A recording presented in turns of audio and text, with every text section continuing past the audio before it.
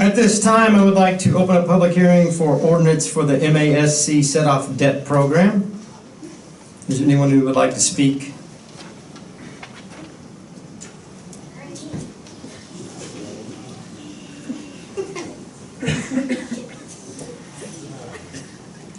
All right, no one's there. So we'll close the public hearing for the ordinance for the MASC Setoff debt program.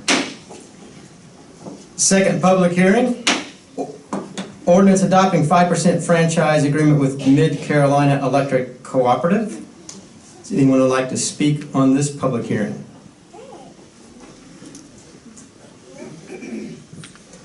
There are no speakers. I'll close this public hearing. Third public hearing of the evening is ordinance adopting 5% franchise agreement with South Carolina Electric and Gas. Is there anyone who would like to speak on this public hearing? No one would like to speak? Then I will close this public hearing.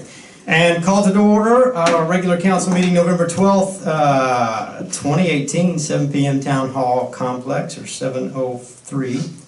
Welcome, everyone. Thank you for coming out in this cold weather. It's awesome to see your smiling faces. Thank you so much. Very proud of you all. At this time, item number 2 in the agenda, invocation, Mr. Pastor Kent Suits, if you would please come up and deliver our invocation. Let's pray. Holy and great God, we praise you, Father, Son, Holy Spirit, and we thank you that you are alive and you are at work in this place. We thank you for those who are here in attendance tonight. We thank you for the council, for the mayor, for all those who are involved in this meeting tonight. We pray that you would be with us by your Spirit and give us love for one another as Jesus himself taught us. And we pray that your kingdom would come and your will would be done here in Batesburg-Leesville as it is in heaven. We lift all these things up in your name, and we ask you to do it by your power.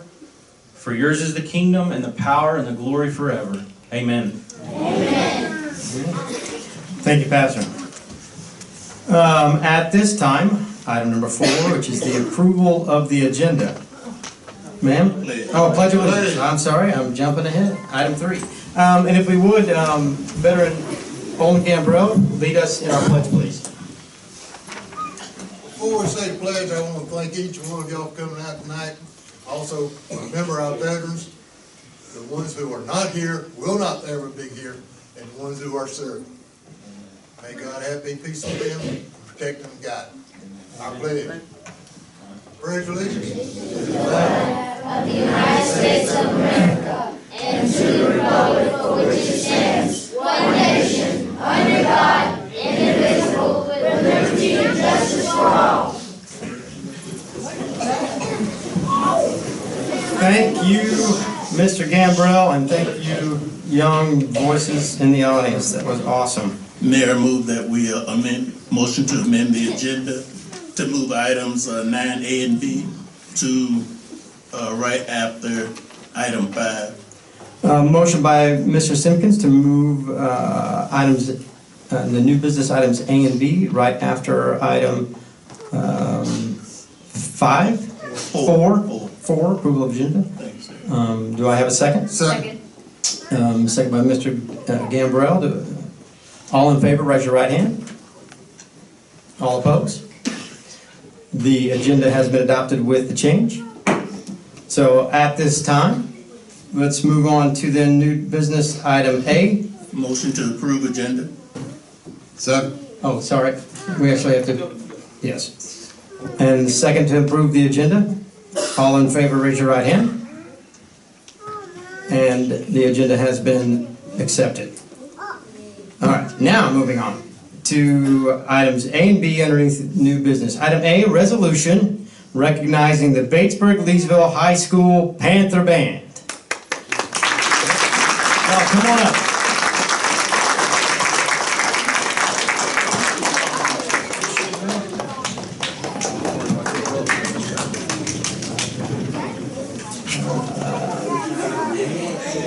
Where's my resolution?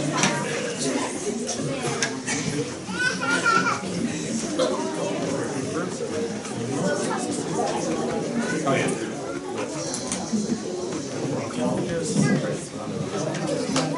What's that?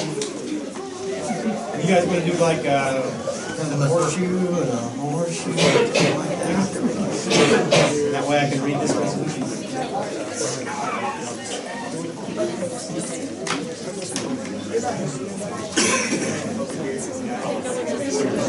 Go ahead and park the water so I can see the. Yeah. Just park the waters right there and I'll stand right here. Perfect. There you go. Perfect. Whereas the Batesburg-Leesville Town Council wishes to recognize and honor the 2018 Batesburg-Leesville High School Panther Band, who represented both Lexington School District 3 and the town of Batesburg-Leesville honorably. And whereas, under the leadership and guidance of band director Joshua Brown, the Panther Band performed in 6 competitions this year, earning numerous top honors. And whereas the Panther Band performed at the White Knoll Silver Showcase and earned first place in Class 1A, Best Color Guard, Best Percussion, Best Music Performance, Best Visual Performance, Best Overall Effect in Class 1A. And whereas the Panther Band earned second place in Class 2A at the River Bluff Swamp Classic, second place in Class 3A at the Irmo High School Palmetto Esprit de Corps Invitational, second place in Class 1A at the Town of Blythewood Tournament of Bands, and received numerous recognitions among these competitions for Best Music Performance, Best Visual Performance, and Superior Ratings. And whereas the Panther Band earned first place at the SCBDA 1A Lower State Marching Band Championships, earning them the title of 1A Lower State Champions for the first time since 2011.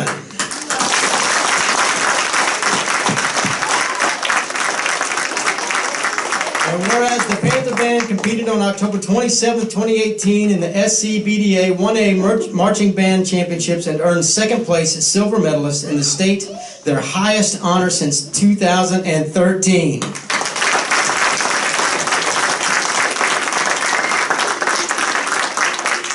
Now, therefore, be it resolved by the Town Council of Batesburg-Leesville that we hereby recognize the 2018 Panther Band, Director Joshua Brown, and the BLHS Band Boosters who were recognized for Best Pit Crew for their hard work, dedication, and positive recognition for the town of Batesburg-Leesville on this 12th day of November 2018.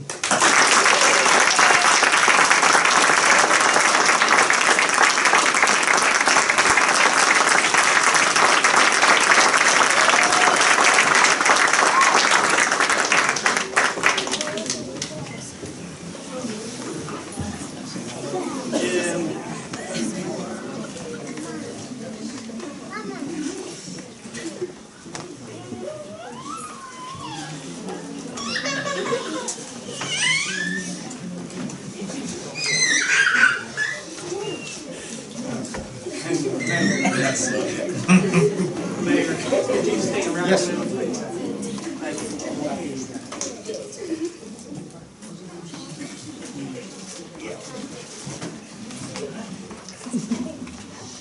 All right, we'll get you a nice plaque, right? Yeah, I'll get that. We'll get one off. Thank you. Another round of applause.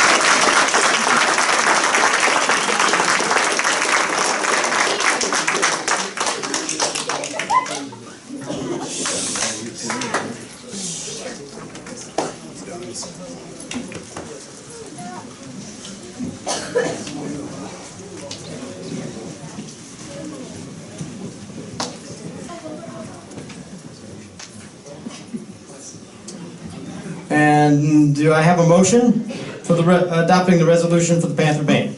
Motion. Second. Mr. Gambrell with the first and Mr. Simmons with the second. All in favor, raise your right hand.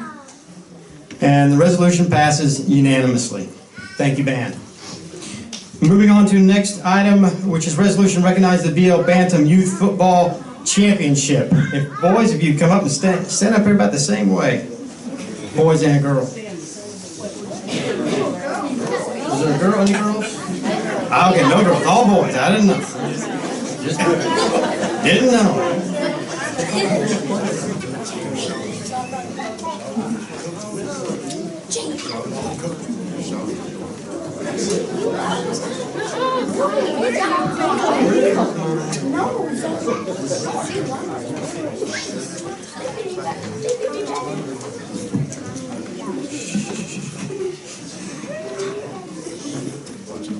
Whereas the Batesburg-Leesville Town Council wishes to honor the Batesburg-Leesville Bantam football team for winning the Lexington County Youth Football League Championship. And whereas Town Council commends rare athletic achievement and gives special honor and commendation to those athletic teams who pursue such excellence that they become examples for the youth of Batesburg-Leesville. And whereas the Bantam football team achieved such excellence this season, finishing the 2018 football season with an undefeated record of 8 wins and 0 losses and winning the Lexington County Youth Football League Championship.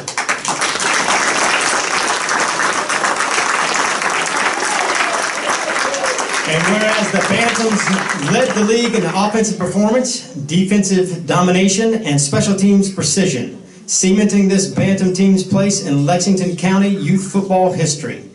And whereas the achievements of the Bantam football team, its head coach Joshua Harris, and assistant coaches John Leapart, Justin Harris, Quentin Witt, Damian Peterson, and Terrell Butler deserve recognition and have earned a rightful place at the top of their sport. For their impressive 2018 season, an example they have set for future generations of young athletes in Batesburg-Leesville, this body honors the Bantams, their parents, family, and fans, and wishes them the best of luck in all of their future endeavors.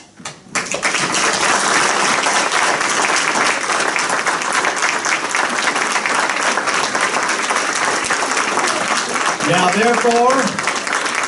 therefore be it resolved by the Town Council of Batesburg-Leesville that we hereby commend the Bantam football team on its Lexington County Youth Football Championship and congratulate each member of the team, head coach Joshua Harris, his staff, team parents, and the entire youth football community, dated this day, 12th day of November, 2018.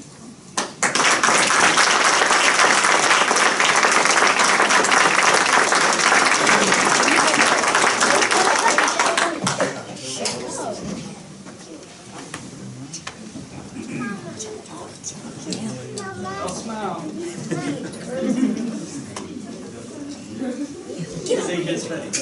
There we go. Make sure I can see your face. All right. You can't see me.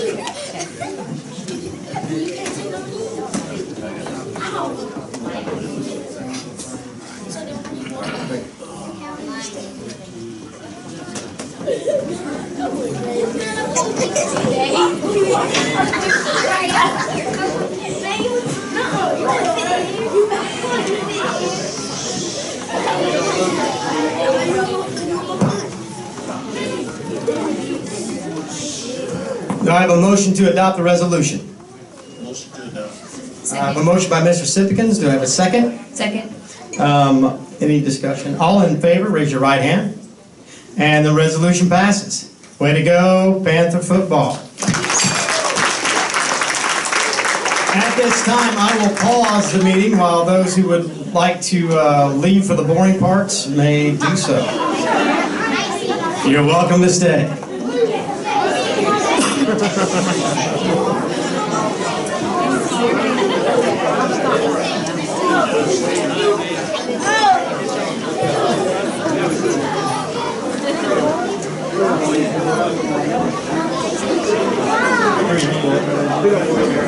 What's that? I didn't really do some of it. Pretty neat.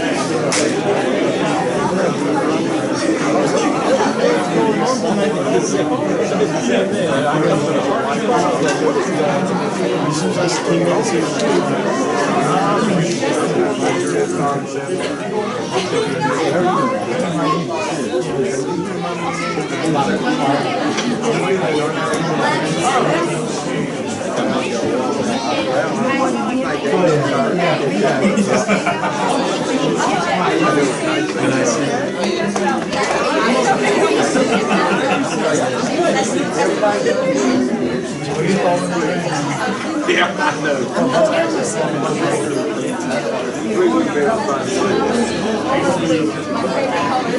Not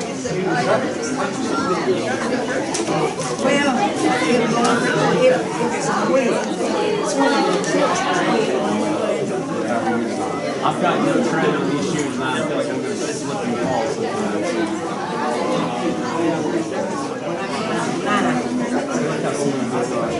That was a little bit better. But this one has no. Hey, Judge. I'm trying to get it to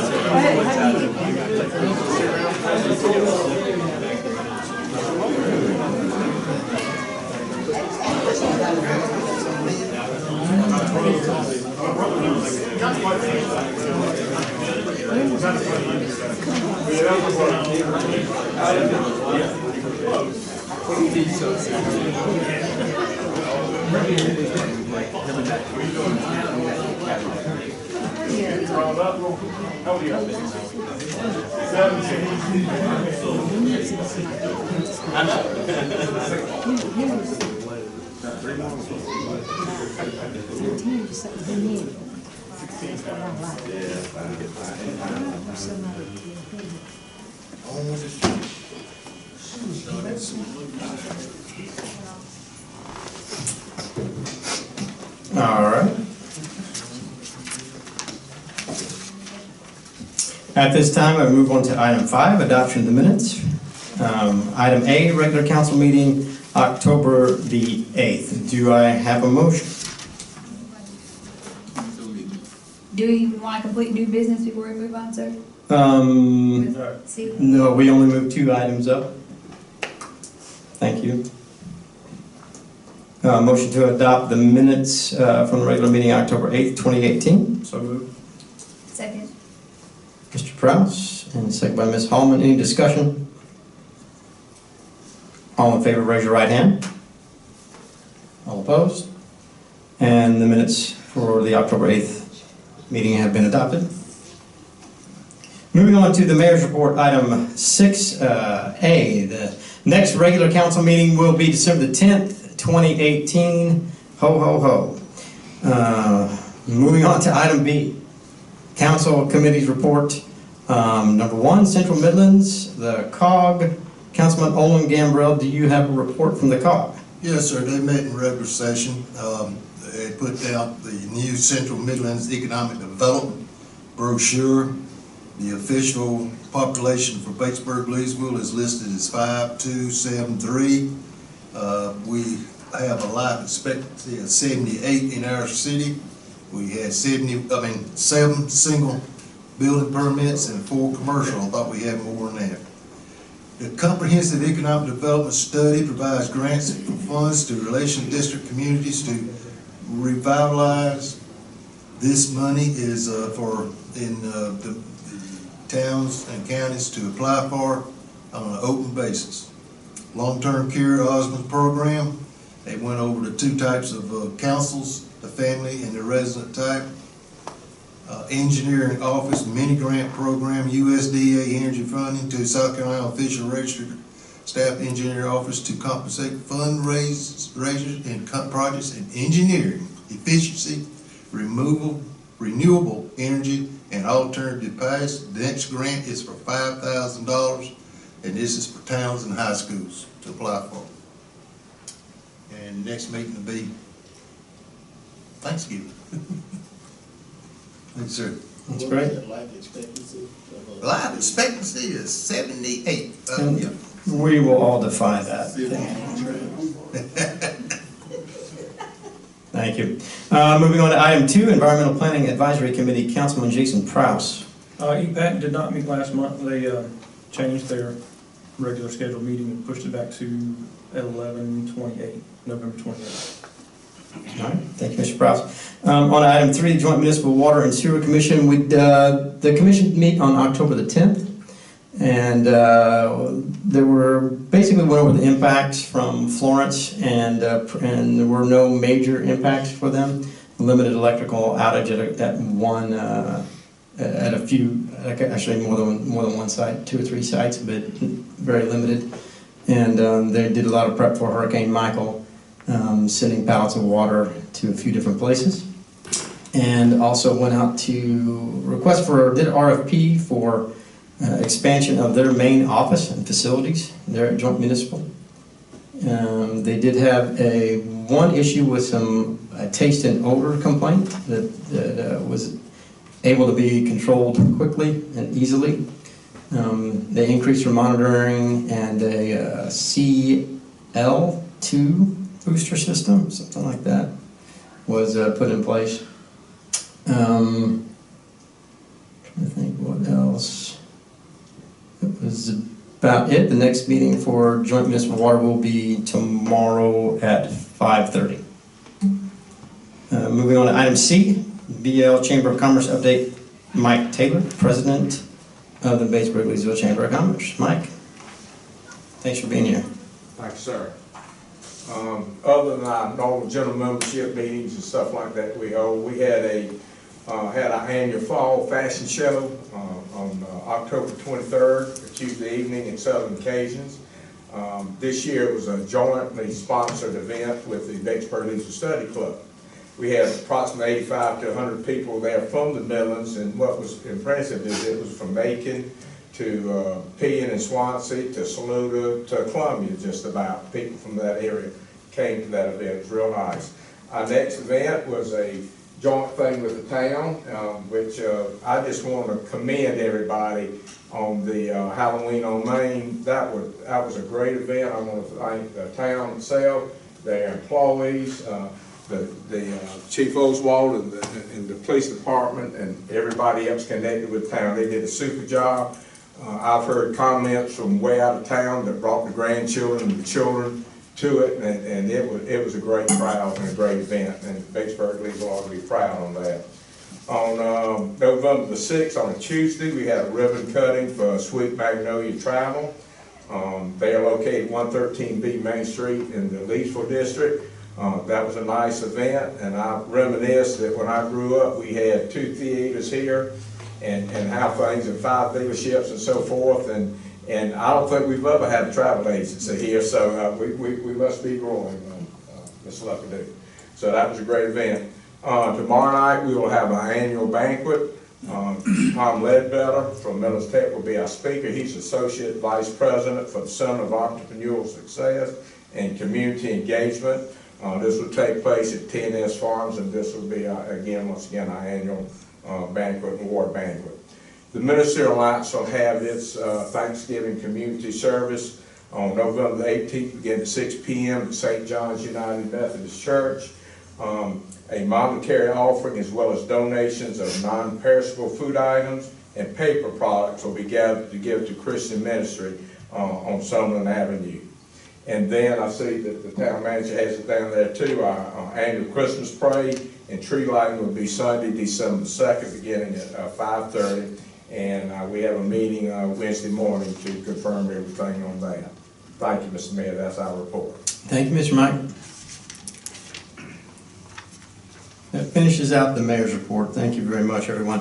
Moving on to the public comment regarding items on the agenda. Judy, I believe we don't have anyone, right?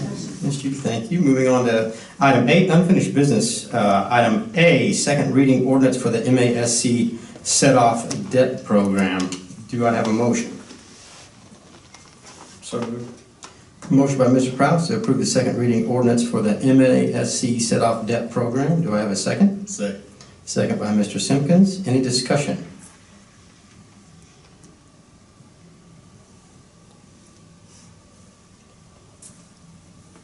District 2? Yes. District 4? District 4 votes yes. District 5? No. District 7? Yes. District 8? Yes. And I vote yes. Second reading, the ordinance passes. Moving on to item B, second reading ordinance adopting 5% franchise agreement with Mid-Carolina Electric Co-op. Do I have a motion? So moved. Second. Mr. Gambrell, and a second by Ms. Hallman for adopting the second reading ordinance adopting the 5% franchise agreement with Mid-Carolina Electric Co-op. Any discussion? District 2? Yes. District 4? District 4 votes yes. District 5? Yes. District 7? Yes. District 8? Yes. And I vote yes. The ordinance has been adopted. Moving on to item C, the second reading ordinance adopting 5% franchise agreement with South Carolina Electric and Gas. Do I have a motion?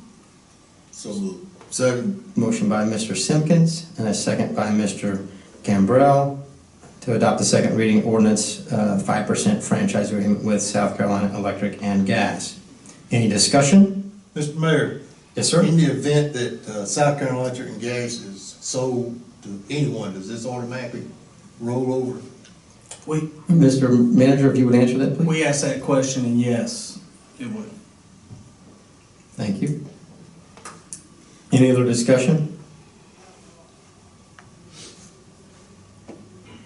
District 2, Yes. District 4, District 4 votes yes. District 5,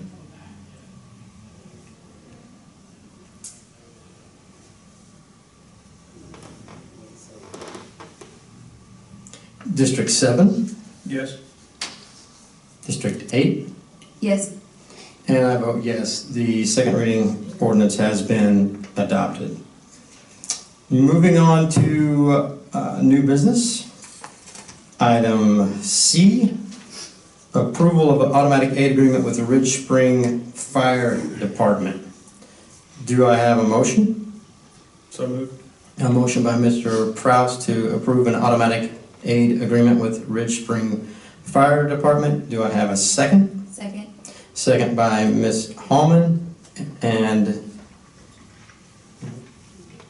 to approve, yes. To approve, where am I?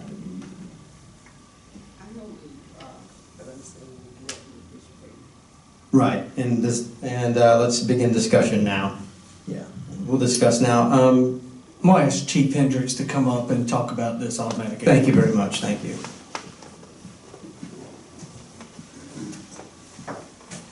Hey, good evening. Good evening. Just real quick clarity to it. We have automatic aid agreements with Lexington County and Saluda County Fire Services. Ridge Spring Fire Department is kind of going through some restructuring right now, and essentially they're a municipal department just as we are, and so they wanted to have their own automatic aid agreement with Batesburg-Leesville, separate from Saluda County Fire Service.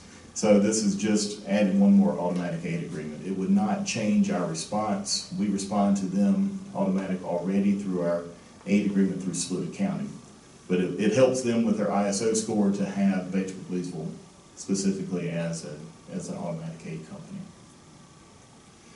And a question I have, and part of this is because of what's happened. I've been on the phone with literally 5 friends over the last 3 or 4 days in California that have had to evacuate their homes.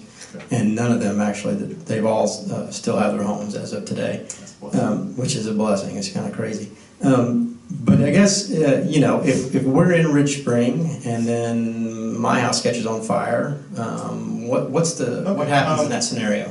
Our protocol is to not take all of the equipment out of town. We only respond, if we were to go to Ridge Spring, we would take an engine, 2 tankers, and potentially our support truck if they requested air, which would leave engines in town to respond to calls. And then we also have volunteers that will staff the station, or man the station as we call it. So we always will make sure that we have people in town, and if it's during the daytime and we are concerned about that, we have called Lexington County Fire Service to come and actually staff our station. So it's called backfilling, so that way there's always coverage in the town. And actually, last week with the fire we had on Monday night, even in town, we had a Lexington County truck that manned the station for that call. I did see that, yeah. And they actually ran an EMS call for us while we were there. So that's a standard procedure, and we backfill for them on occasion as well. Is there anything different about our operations that will come because of this agreement? None that I see. Thank you. Any other questions? So, if they need you Yes, in ma'am. Ridge Spring, Yes, ma'am. then only one truck would go? It's really what they request. You know, in the town of Batesburg-Leesville and the town of Ridge Spring, we have hydrant systems. So a lot of times trucks aren't the most important thing, it's the manpower. In the county, where there are not hydrants, we have what are called tankers that carry larger amounts of water, And so we can run a shuttle operation. So then we need to take more trucks, simply because of water supply. But they may just ask for one truck and manpower. Okay, so you're talking manpower, how many people do you have on your? Well, we have 5 full-time employees. I work Monday through Friday, and as Teddy says, as needed to get the job done. And then we also have 3 firefighters that work 24-hour shifts. So they work 3 shifts and they rotate. So there's 1 person on duty 24 hours a day. And then we have the grant position that is a Monday through Friday. And then we have 35 volunteer firefighters as well. And so the volunteers are the backbone of our department. So you're talking 8 people. And if they need 5 or 6 of you, then that would leave us. Well, we have 5 career staff and 35 volunteers. So we have 40 total firefighters on our roster. And like I said, if we feel that there is a need for more manpower in town, we would ask, if we go towards Saluda County, we would ask Lexington County to staff, and we have asked Saluda County to come in and backfill our station if we're tied up towards Lexington County. Automatic aid agreements, they're extremely common, and they're encouraged throughout fire service because oftentimes you're limited on how much we can do with one fire. We as a town of Batesburg-Leesville can't fully fund a fire department to handle all of our emergency needs. So we rely on aid agreements with other departments that they'll come help us, and as needed we will go and help them. So you're already connected with Lexington and Saluda? Yes, ma'am. And in effect, we are already doing this aid with Ridge Spring through the Saluda County contract, but they're not fond of where Saluda County's fire service is going. They're trying to go with a unified single ISO rating, which would lower Ridge Spring's rating, so they're wanting to remain a municipal department separate from the county. And that's why they have asked us to sign this, well, and to agree and support this automatic aid agreement. It raises their ISO rating. That's It will maintain their ISO, because essentially we already have that agreement in place through Saluda County. And if Saluda County Fire Service changes how they're structured, this is Ridge Spring just having us as a backup to ensure that their residents don't suffer a lower or a higher insurance rate. It's just being proactive from the town of Ridge Spring's part. Jay, is Ridge Springs Department and Monetta's department separate departments? Yes, sir. They are both municipal departments supported through their towns. Do they have an agreement with Monetta? They do, yes. And this, again, is just adding another agreement for them to ensure that they don't hurt their community and their residents. Any more questions for Mr. Hendricks? Thank you, sir. Thank you for your service. Any other discussion? District 2? Vote yes. District 4? District 4 votes yes. District 5? Yes. District 7? Yes. District 8? Yes. And I vote yes. The has been approved, the automatic aid agreement with Ridge Spring Fire Department. Moving on to item 10, the manager's report. Mr. Ted Luckadoo, if you would take a stand, please.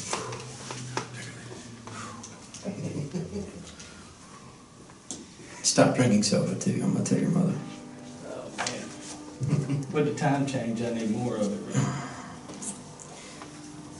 Item A, MASC Hometown Economic Development Grant Award. All right.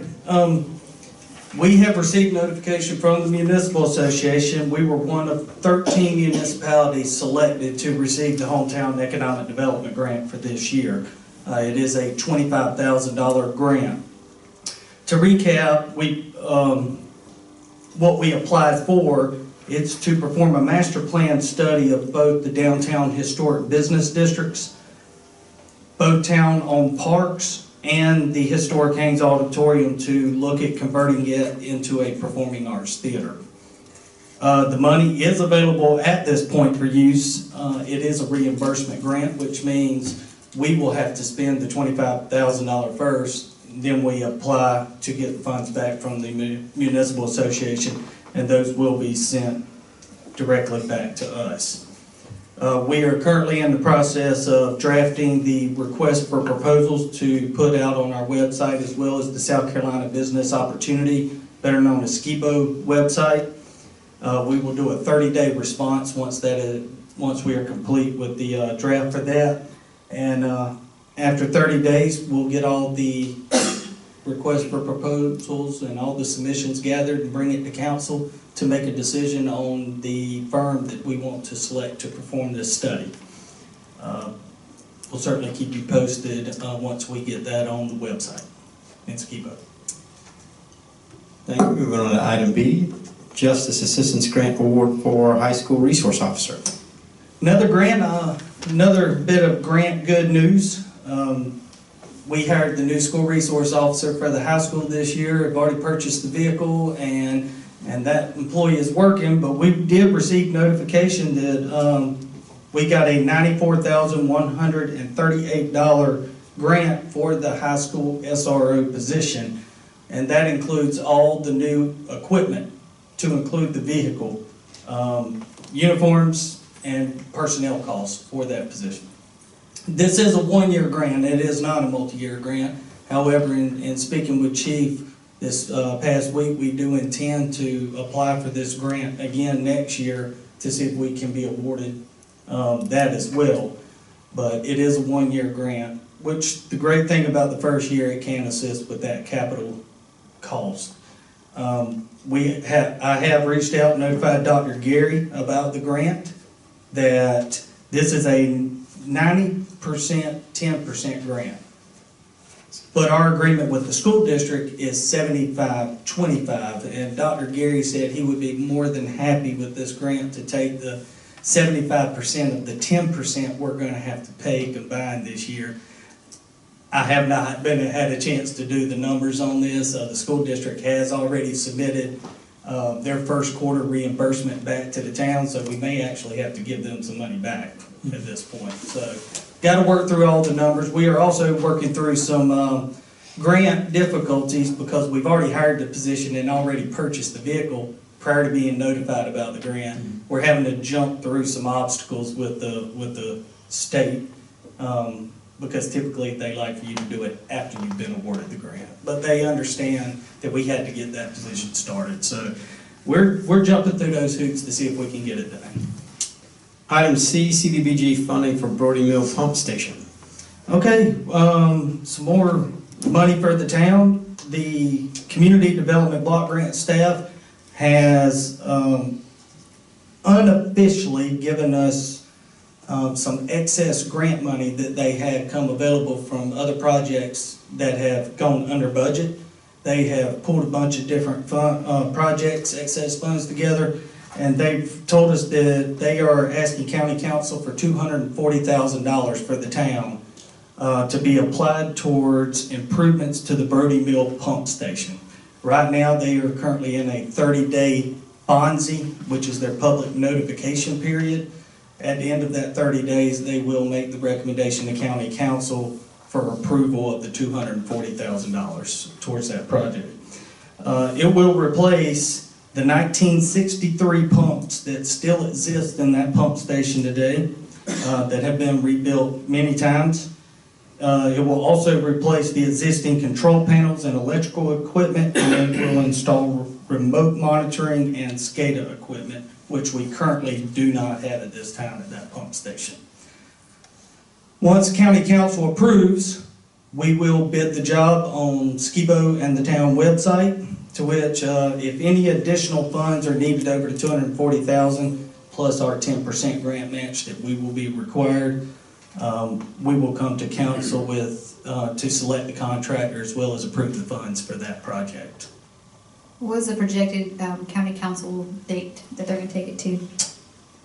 Well, they've already posted the 30-day FONSI. I don't know if they can get it in December, so it may be January before it's before county council. That's great. Moving on to item D, SCDOT TAP Grant Sidewalk Project Update. Okay, we are steadily inching closer to these new sidewalks that have, it's been going on for about 4 years now, this DOT TAP grant project. We were awarded these funds June of 2014, but this project has been very slow going. But with that said, SCDOT did bid the project for phase 1, which is the highway portion from Livingston Place, right there where Angelo's Shopping Center, Sheila Realty, all of that, to install new sidewalks and replace the existing sidewalk from there to North Lee Street. They bid the job on October 9th. The lowest bidder was Palmetto Corporation of Conway at a bid of $219,863.53. When you add the engineering and the contingencies, the total project cost is around $490,776. I don't know if you're writing these numbers down or not, but I'll wrap this around. We had budgeted $596,000 towards the phase 1 portion of this project, which means we are $105,224 under bid, or the bid is under $105,224. So what they're going to do is take that $105,000 and go ahead and allot that much towards the phase 2 portion, which is from North Lee Street to Walmart down Highway 23. There are going to need to be additional grant funds or additional funds to get all of phase 2 done, but they have committed to giving us an additional TAP grant award for this year to complete the difference on what phase 2 costs.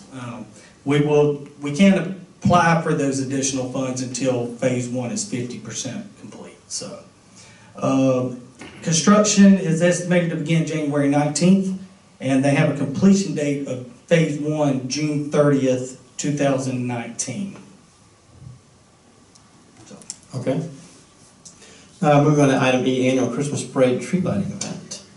Mr. Taylor hit on most of it. December 2nd at 5:30. This year's theme is Holiday Through the Eyes of a Child.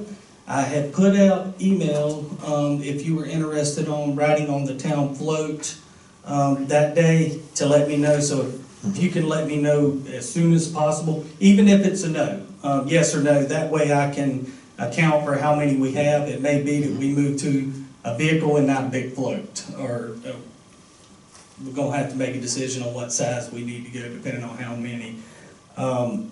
But the tree lighting will follow that up. I want to thank Seth and Mike and a whole host of other people that are the planning committees for these events that get together. I know they start Wednesday, I believe, this week, getting together and planning for this and putting everything together. So, big thank you to them. Item F, Fire Prevention Month recap. I'm going to let Chief Hendricks recap his Fire Prevention Month. Thank you.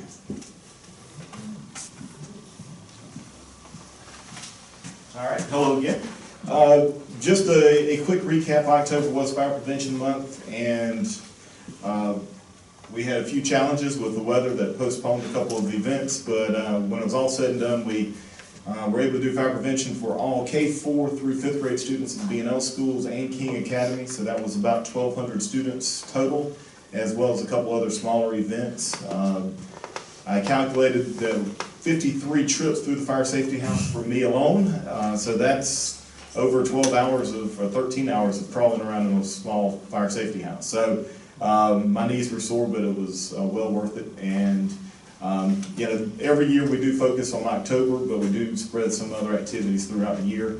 This year we do have a goal of trying to expand that to the middle school, do some type of activity there, as well as the high school. The idea, we may try to incorporate one of the burns like we did at the National Night Out at the high school, something pretty dramatic and exciting, and that may even incorporate our Firefighter 1 class at the high school that Josh Fry is teaching. So October was very successful, but we still have goals and other objectives to achieve. That's great. Any questions? Thanks, Jay. Thank you. Moving on to item G, Street Department Hurricane Cleanup Efforts and the new truck in service. All right, this week the Street Department 100% called up from both of the hurricanes that came through. Certainly Hurricane Florence the first time had the most impact, which Hurricane Michael ended up having more force, wind force, but I think Hurricane Florence took care of all the winds before Hurricane Michael came through. But they did finally catch up this week. We were down one truck pretty much that entire time, which slowed the cleanup process down. But with that said, the crew during this time took 108 loads to the Lemon Leaf landfill in October. Last October, they took 159. So we took 108 with one truck and 159 with two trucks last year. So they did a really good job, and they worked very hard to get 108 loads to the Lemon Leaf landfill over the course of the month of October. So kudos to the street department in that effort that they made. With that said, the new street department truck has been in service for the past couple weeks, which has allowed us over the past couple weeks to get caught up with the two trucks running. Currently, the new truck does have temporary wood sides on the dump body that was done so we could get it out there quicker until we could get the metal cut for the sides, and I know Jeremy and them are getting ready to weld the new metal sides onto the side of that dump body here soon. But getting those wood walls up allowed us to get it out there quicker. That's great. Item H, building codes effectiveness, ISO rating improvement.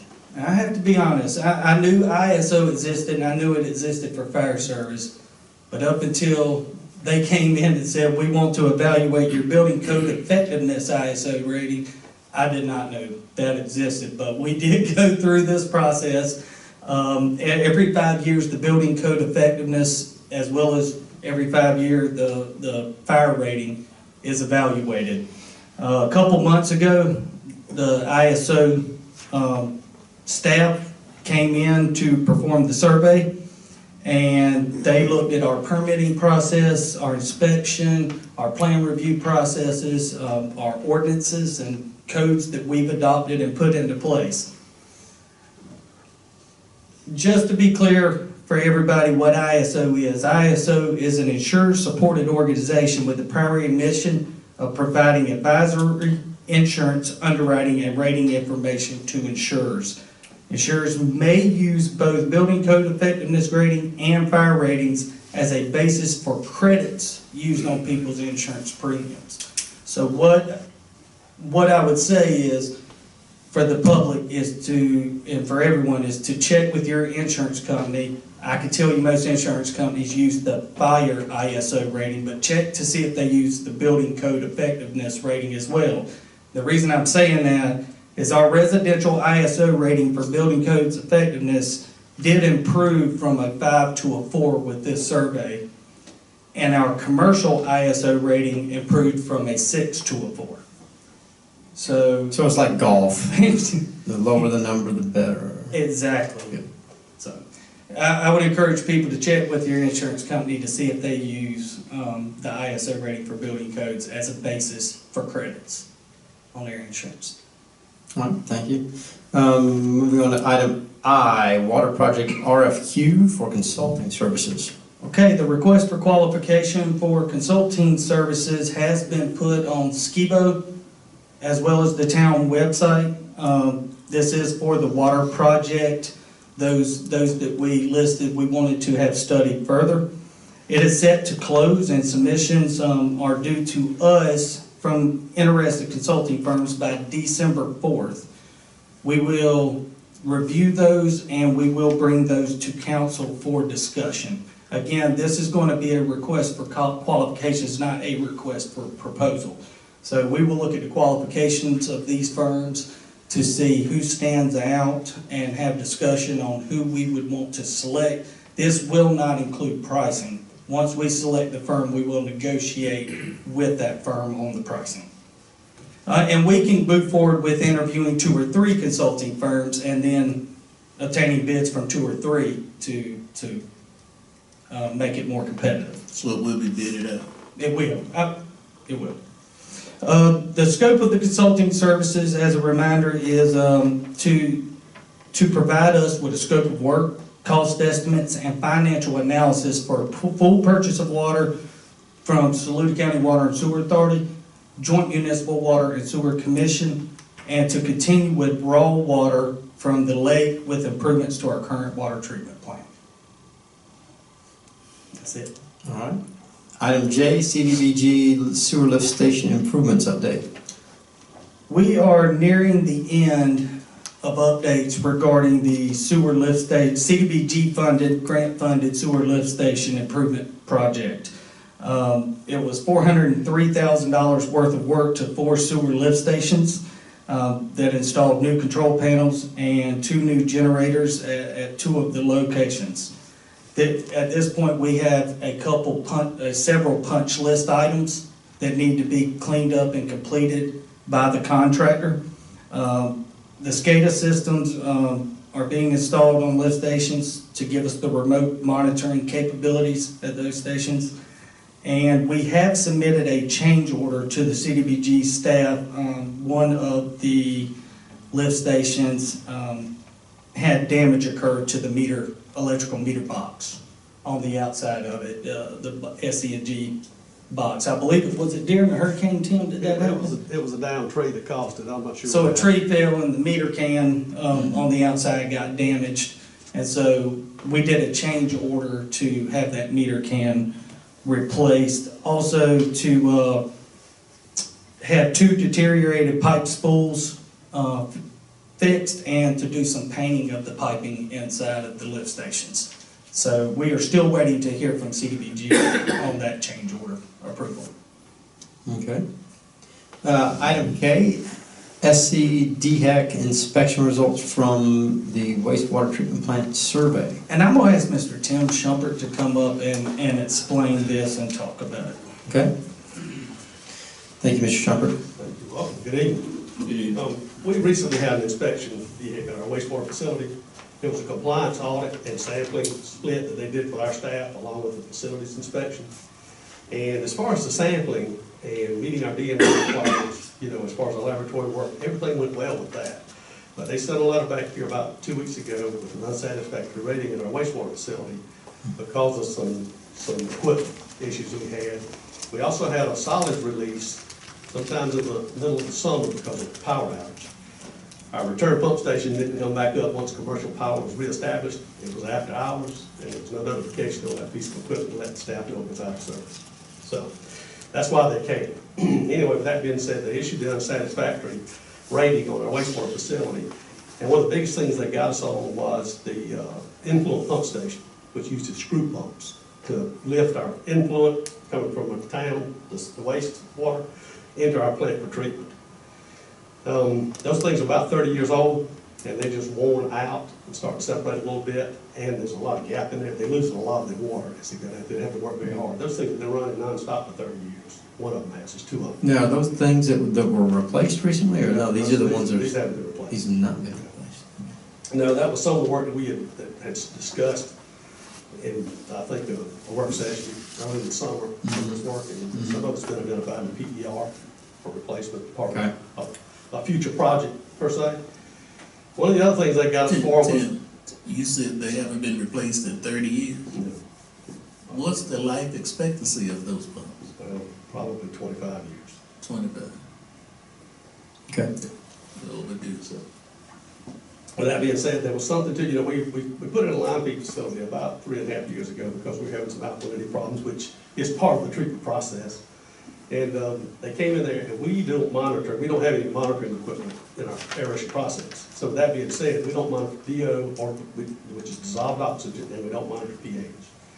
So they sort of dinged us on not having monitoring, continuous monitoring in those facilities. So what we did in the interim is bought a handheld device where we can go out twice a day, and we'll go down in each one of those aeration flumes, and we'll measure the DO and pH and record it. They want that automated, and want it online with continuous monitoring and reporting. And, is there a reason we hadn't been monitoring? Well, we do it with grab samples, but apparently grab samples aren't good enough now as far as the frequency. So they want it online and continuous to make sure the alkalinity and the pH is there. Yeah, I think it's just part of evolving as far as the wastewater treatment process. We don't have any dissolved oxygen problems or pH problems. We've got good alkalinity in the plant. It's just something they want us to keep up with. We do have a good bit of solids in our plant, simply because we've got one centrifuge, and that centrifuge, because of our catchment requirements for our solids after they're dewatered and dried, it'll sit fallow for maybe a day while we have somebody come in, move the dumpster, and put another one underneath it. And with that solids release, they want us to reduce our solids content a little bit. So what we're going to do is monitor or modify our solids operations a little bit, run that centrifuge a little bit more often, get some more solids out of that plant. Maybe you have to extend some of that operation maybe to the weekends a little bit. But hopefully, with these 2 interim positions that we added over the summer, we've got some folks in training. Hopefully, in the near future, we can have enough staff that we can man the plant 7 days a week for operations. So, and that plant is generally manned from 8 o'clock to 5 o'clock, Monday through Friday, and 4 hours a day on Saturday and Sunday. So we hope to extend those at least to 8 hours, 9 hours a day, 7 days a week. There was some mention too about growth in our chlorine contact basin. So there was just some biological growth in it, which is essentially is just plant material. So apparently the water quality is good enough to grow plants, and they just want us to keep a better eye on that, and just probably more frequency as far as that inspection and keeping that stuff washed off and removed. That's just an operations change we'll make the staff, and staff already has apparently done that and are keeping up with it. We're probably going to put those things on rotation, but we take those things out of service every quarter and physically clean them out and remove any solids that may be in them, so, which will help too. Other than that, that's about it. And I have addressed these issues to DHEC in a letter. We had 2 weeks to respond. Okay. I sent a letter, outlining our interim activity, things we bought, what we're doing now, how we've changed our operation protocol, to comply with some of this. And also mentioned the fact that probably in 2019, what we'll do is get on the CDBG application process and rural infrastructure application process to get a couple of grant requests out there and do a joint project with rural infrastructure and CDBG to maybe handle some of this work out there, especially with screw pumps. That's going to be a pretty expensive project. So that's kind of where we are. So CDBG funds, there's a potential for funds coming from them to help. Possibly, we'll put in a request. Okay. Well, thank you. Thank you. Appreciate it. Moving on to the item L, quarterly financial report. Mr. Luckett. All right. So we have completed 4 months now of the budget, and just wanted to take this opportunity to talk about the first quarter, where we're at, take a look at any line items that may be higher than the 34%, that 8.33 times 4, where it shows we should be, but just show you where our bank accounts are at and look at the financial side. So looking overall, all of our funds for the town, that being the general fund and utility fund, we have a total amount of $3,876,762.61 in the bank accounts for the town right now, or at the end of October. The total income for the first quarter, again, combined between the general fund and utility fund, was $2,245,840. That income is about 30% of what we budgeted for the year, when you look at the budget as a whole. Expenses for the quarter was $2,518,689.04, which is right on target of 34% on our expenses for the year. Any questions on that? We're going to break this down into the two funds as we move forward. So looking at the total funds, I would point you, this is where we currently are, and I'm sorry, I shaped like a leaf, so that's not going to be a perfect circle. That's where we currently are, and in 2014, October, here, moving straight up to 2015, 16, 17, 18. So what you can see is total between both funds since 2014, the amount of money that we have on hand as a town has continued to grow year after year. 2014, we were at about $1,965,000. Today, we're at about $3,876,000 in cash on hand. Looking closer at the general fund, these are the different bank accounts that we have within the general fund classification. The checking account is at about $1,059,000. Our town savings, it pretty much stays at that $37,351. I'll be honest, I don't know if you can really call this a savings account. I've even thought about the idea of us closing that out and just rolling those funds into the checking account or renaming it as reserve and pulling the 25% reserve out and putting it in that account. That's one of the things that I've looked at doing. Police donations is at $7,919. Our court account, $30,362. The fire department 1% account, which I can tell you, the funds are a bank account, but we do not control those. That is something that the fire department themselves control. But that's at $22,193. And the victim's assistance is at $317.95. So within the general fund classification, $1,157,356 is where we currently stand. So for the general fund, income for the quarter was $815,881. That income is 19% of the total budgeted amount. Now we'll talk a little bit more here in a little bit of why it's not closer to that 34%, but it's at 19%. Expenses for the quarter, $1,325,505. That accounts, we are at about 31% of our general fund expenses for the year.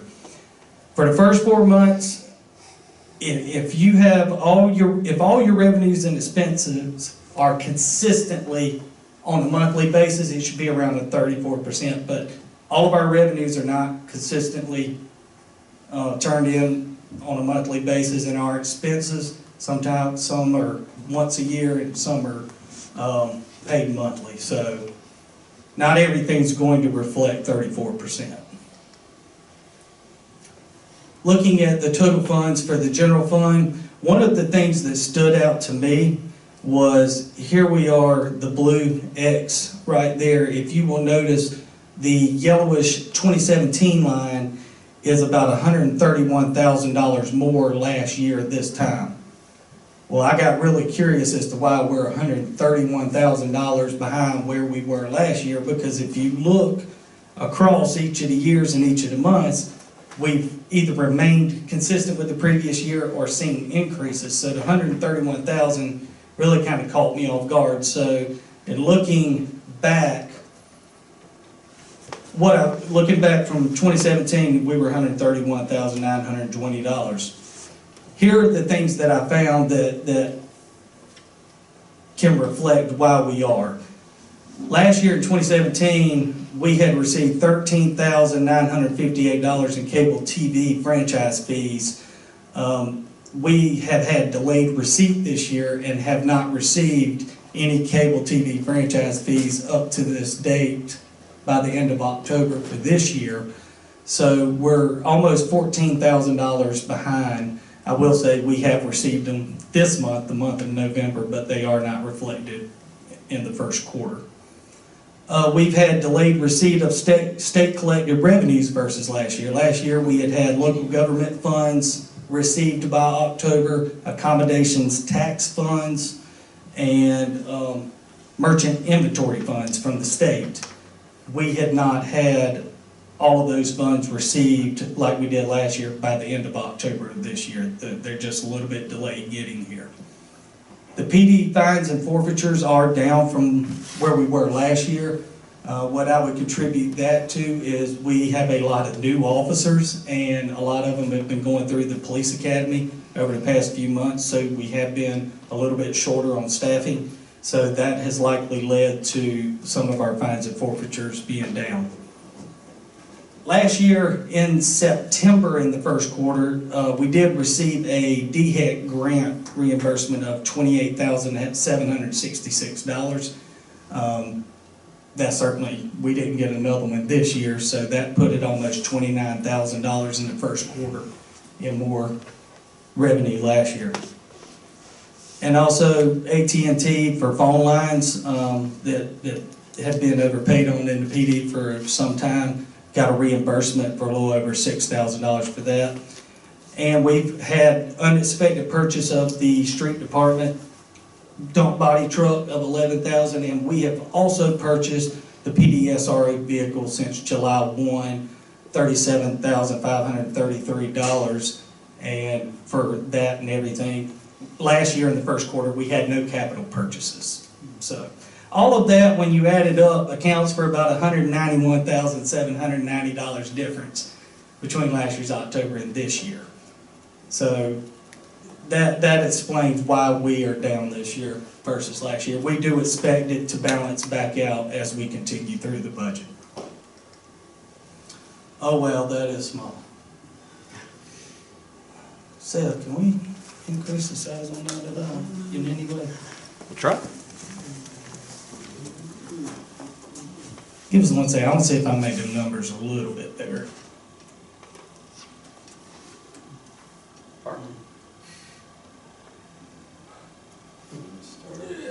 Go out just a little bit. Go out a little bit. I might be able to make it work in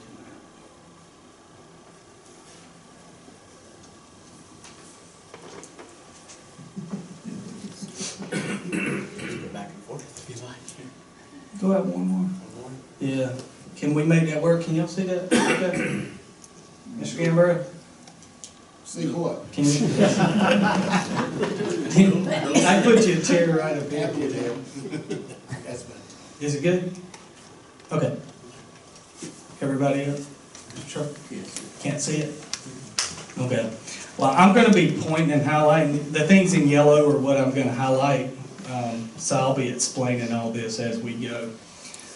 So when we look at the revenue for this year in the first quarter, one of the things I do want to note is up here at the top, when we look at the general fund revenue, you're not going to see much movement in the tax dollars that we've received for this year. The vast majority of our tax dollars are received after January.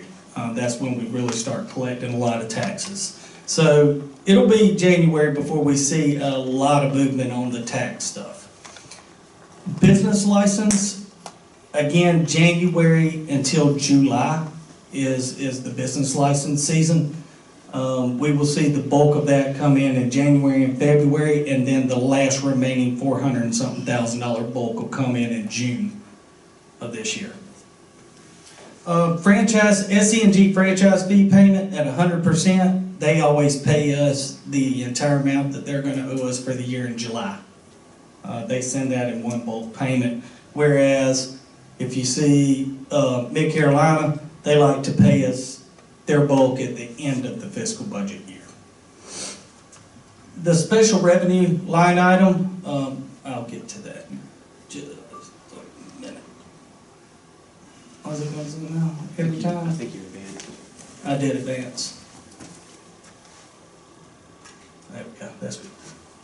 All right, so going back to talking about the state taxes, collected taxes that we haven't received this year, the local government, merchants, inventory, and accommodations tax, you will see 0 on local government fund and accommodations tax received for this year.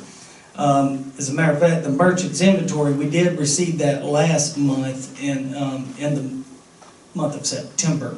We received that, but last year at this point, somehow they had already provided us 2 of those. So that's all reflecting a little bit lower. You will see that 18 and 13% in our fines and state fines and forfeitures. Again, I will take that back to having been a little short-handed on the road with people at the police academy, that our fines and forfeiture numbers are down. The special revenue, we're at 62% of the budget amount for that this year. $24,448 of that is the reimbursement for the street dump body truck from the insurance. That's the revenue coming in from that. The police extra duty reimbursement, you'll see that at 49%. This will level back out. The majority of our extra duty that the police department does is done during the football and basketball seasons for the schools. So once those seasons, now that football's winding home, football games are winding down, and basketball's kicking in, as that tapers off, you will see that balance out and should end up right on budget at the end of the year.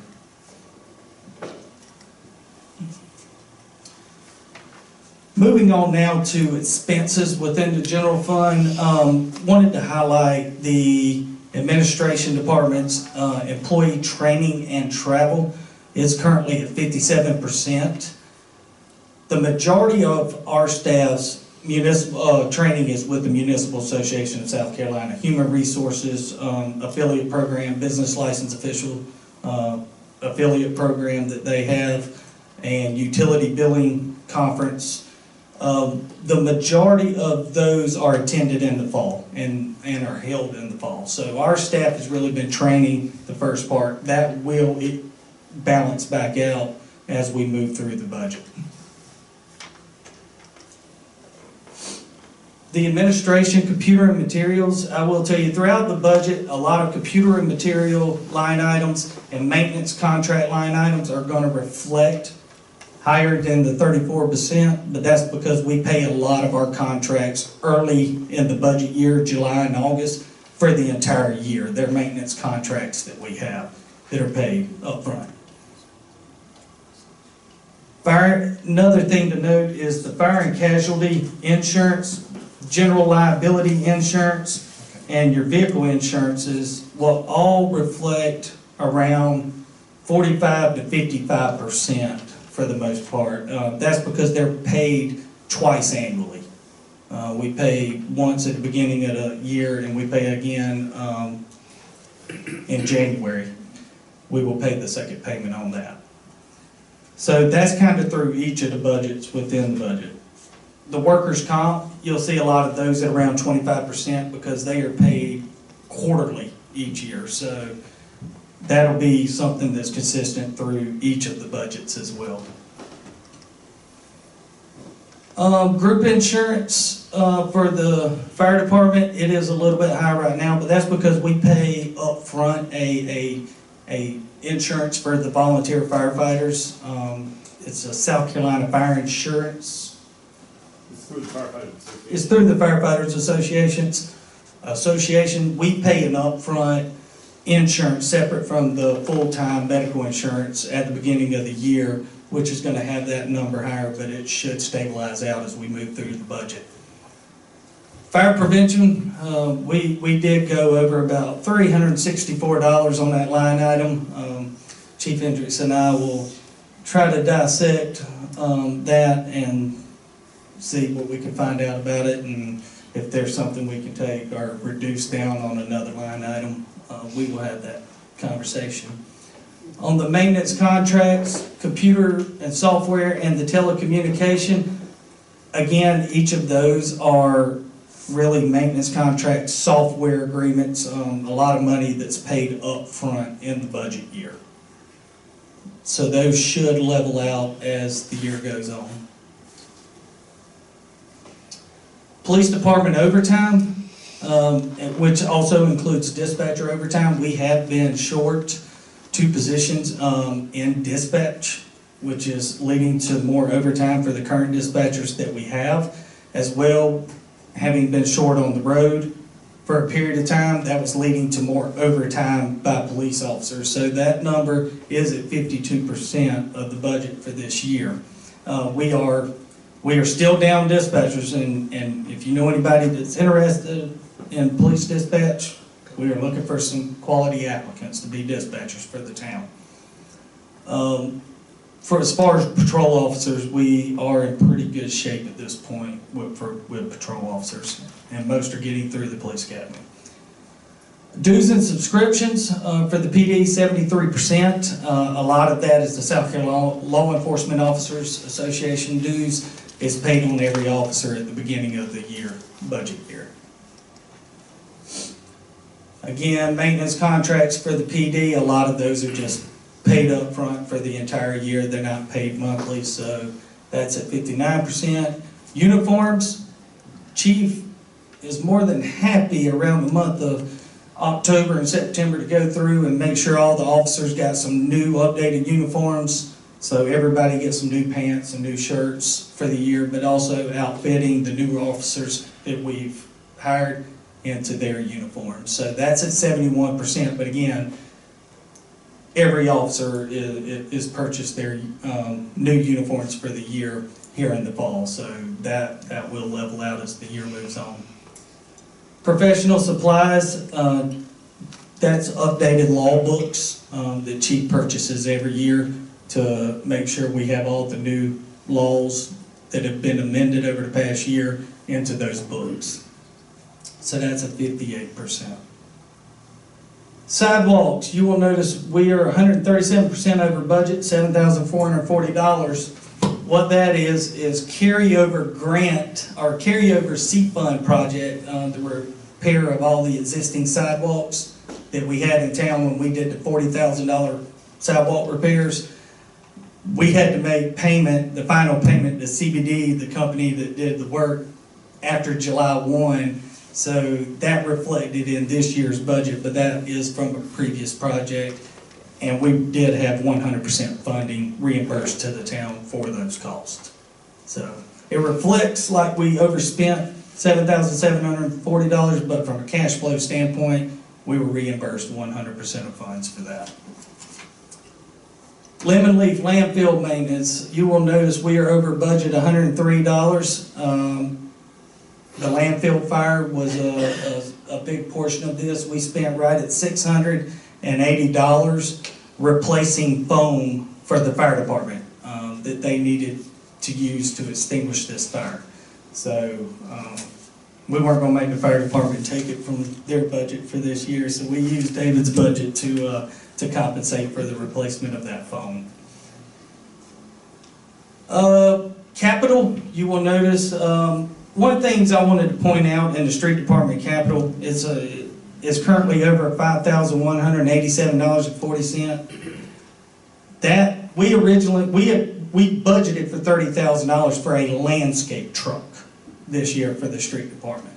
But with the landfill fire and having to replace the street department dump body truck, we have to code it to the capital line item in the street department. So that's not the landscaping truck that was purchased more than what we budgeted. That's actually the dump body truck replacement there, $35,000. Again, we got $24,000 of that cost back. The landscaping truck has been ordered and is hopefully going to be to us here in the next little while, and then we'll be making the close to $30,000 payment for that landscaping truck, which will also be applied to that line item. In the non-departmental general fund, your IT services and community notification systems, those are once a year payments for the most part. I know community notification system is paid up front in full for the year, and IT services is a lot of just IT maintenance contracts that are paid up front at the beginning of the year. So it's reflecting 81%. On the miscellaneous expenses, you will see that at 58%. Just wanted to note that is for our Norfolk, the majority of that is our Norfolk Southern lease agreement that we have with them, as well as advertisement in the Lexington County Guidebook for the year. And just to note, I mean, looking through every line item, for the most part, from a line item standpoint, we are doing very good overall for the year, and we are where we expect to be. Even on those line items I pointed out, for the most part, we expected on most of those to be at those spots. There are a couple like the dump body truck that we didn't anticipate, but we understand why we're there. Moving real quickly to the utility fund. We currently have total funds of $2,719,405 in the utility fund bank accounts. This is each of the bank accounts that we have. Question we get most often is the USDA debt service. That $558,000 that is in that account is the 1-year annual payment towards the water project that USDA rural development requires you to have. We just went ahead and stuck that one annual payment aside a while back ago, and it's been sitting right there. The USDA depreciation, $3, it's a required bank account by USDA Rural Development.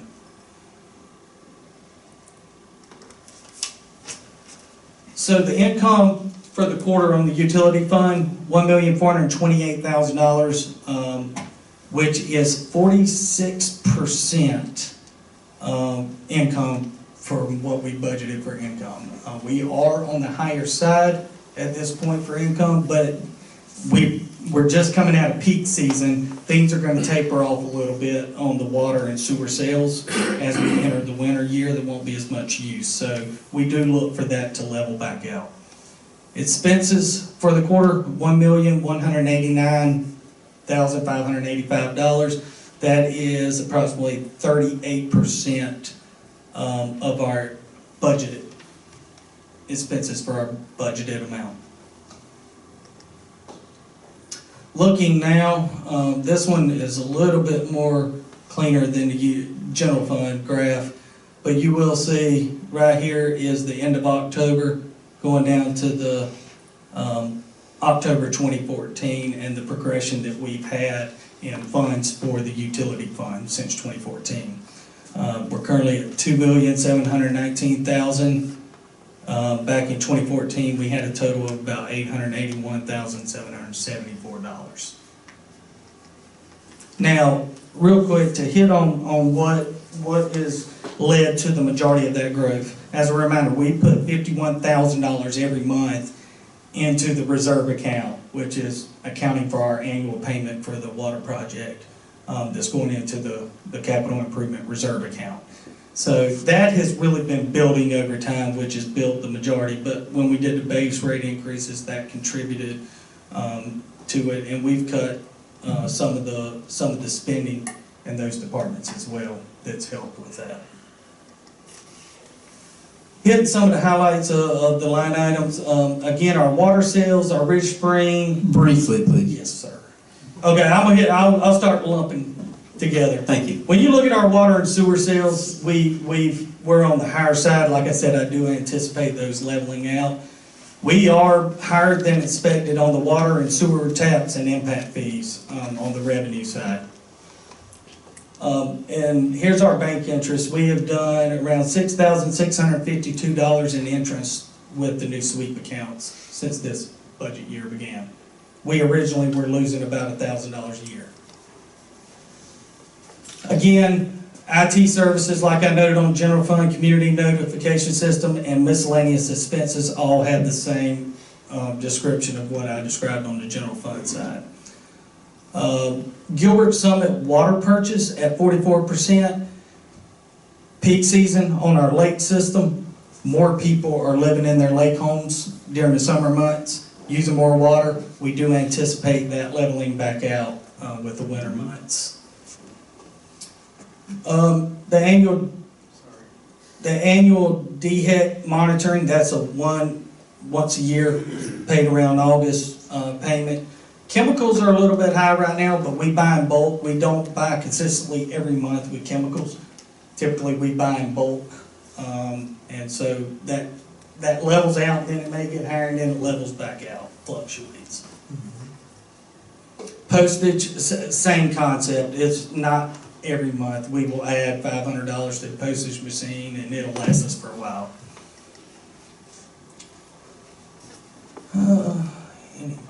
Sludge removal. Tim was talking a while ago. I want to point this one out. 49%. He was talking about the buildup of sludge that we've had in the sewer plant, and that we've had to do more operations of our centrifuge to bring the sludge level down in the sewer plant. It is higher at 49% because we have been operating longer hours recently running that centrifuge, and we've had more sludge hauled away from that wastewater treatment plant. So that has increased that cost. That's my update on the quarterly financial. Is there any questions? Any questions? I'd just like to make a recommendation Yes, sir. that we do the quarterly financial report in a work session as opposed to regular council session. Okay. I will note that. Thank you very much. Appreciate it. There is no executive session, item 11, so there's no item 12, possible actions. Moving on to item 13, potential agenda items for next month's meeting, December the 10th. Does anyone have any comments? Mr. Mayor, I would like to recommend an evaluation of the senior assistance program to meet with staff in order to evaluate that program and possibly make recommendations to council. We haven't reviewed it in quite a while. So you, Senior assistance program? so next meeting, do we want to review it, or do you want to come into maybe next month's work session and do a work session item? That'd be good. Work session? Work session? Have a little bit more free discussion about it. Thank you. Anything else? Moving on to item 14, the adjournment. Do I have a motion? So moved. Mr. Gambrell, with a first, a second, Mr. Simpkins. Any discussion? All in favor, raise your right hand. All opposed, and we are adjourned. Thank you, ladies and gentlemen, for coming out on a very cold night. Appreciate it.